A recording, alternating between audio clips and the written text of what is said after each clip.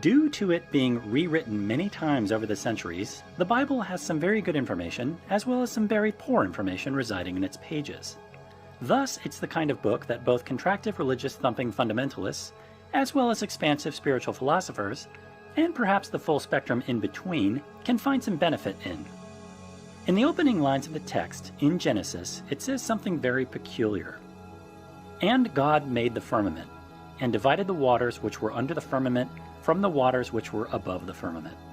Waters above? How can such a thing be possible?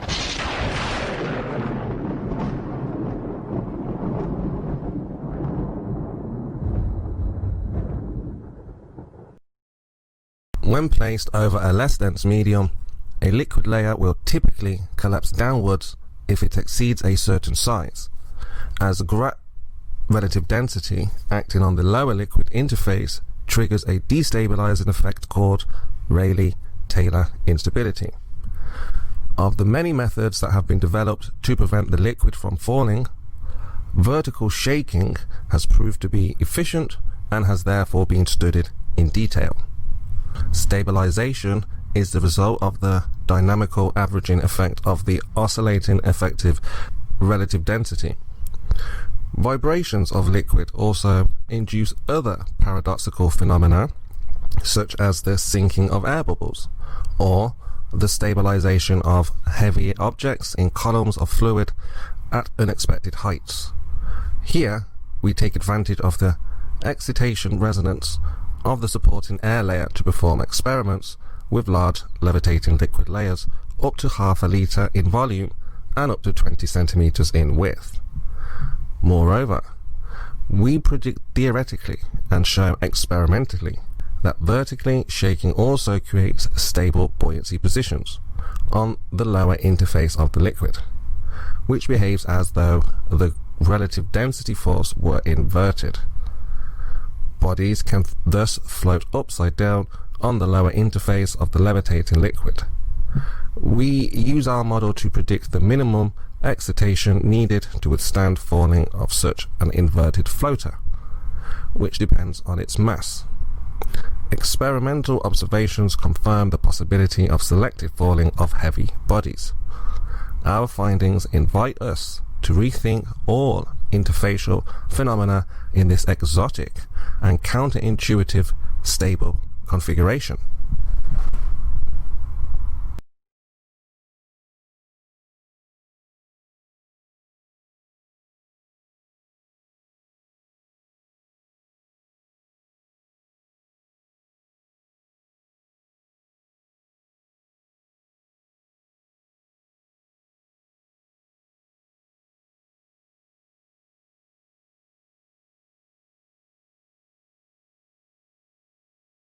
So, as Tom said, we are looking to study clouds in the mesosphere. These clouds, by some names, are called noctilucent or night shining clouds, also known as NLCs. This is a picture here of the noctilucent clouds, and as you can imagine from the name, they are seen at nighttime from the Earth's surface. So you can see this picture was taken at night, and then the clouds appear to be, pretty much like glowing in the nighttime sky. This was over Scandinavia. NLCs are also known as polar mesospheric clouds, and that's how I will be referring to them throughout this talk. So polar mesospheric, so they are in the polar regions in the mesosphere. So this gives you a plot of the temperature of the atmosphere versus altitude. You can see in the troposphere, the temperature, of course, it gets colder as we go up in altitude. In the stratosphere, it gets warmer because ozone absorbs ultraviolet light and heats the atmosphere. Then in the mesosphere, the temperature drops again, and the polar mesospheric clouds form at the very coldest place in the mesosphere, near the mesopause, the top of the mesosphere. And they form at these areas where you have cold temperatures because it needs to be cold, of course, in order for water vapor to condense. So that mesopause region is about 50 miles up above the surface of the Earth at what we often refer to as the edge of space because the atmosphere is getting so thin up there.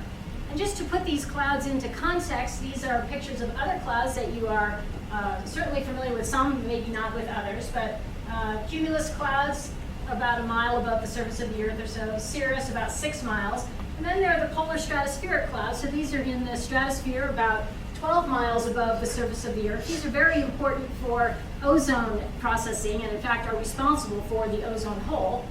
And then there are the polar mesospheric clouds that are way up here 50 miles above the surface. Okay, so PMC. Just below the Arctic Circle, evening skies are filling with pale blue ripples. They appear just after sunset or just before sunrise and are called noctilucent clouds, or NLCs. NLCs are Earth's highest clouds. Seeded by meteoroids, they float at the edge of space more than 50 miles above the planet's surface. The clouds are very cold and filled with tiny ice crystals. Those tiny crystals do a good job of scattering blue light from the rising or setting sun, hence their electric blue color. A recent study by AIM Science team member Mark Hervig and colleagues, published March 2016 in the Journal of Geophysical Research, confirms that the mesosphere, the atmospheric layer where NLCs form, has gotten colder and moister in recent decades.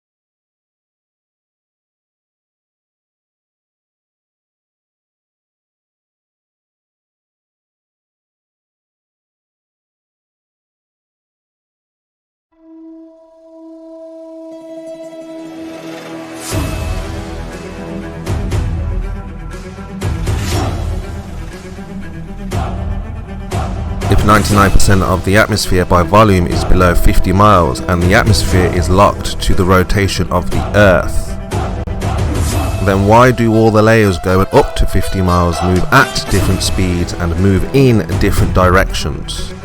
Let me ask that again. If 99% of the atmosphere is below 50 miles and the atmosphere is locked to the rotation of the Earth, then why do all the layers going up to 50 miles move at different speeds and move in different directions?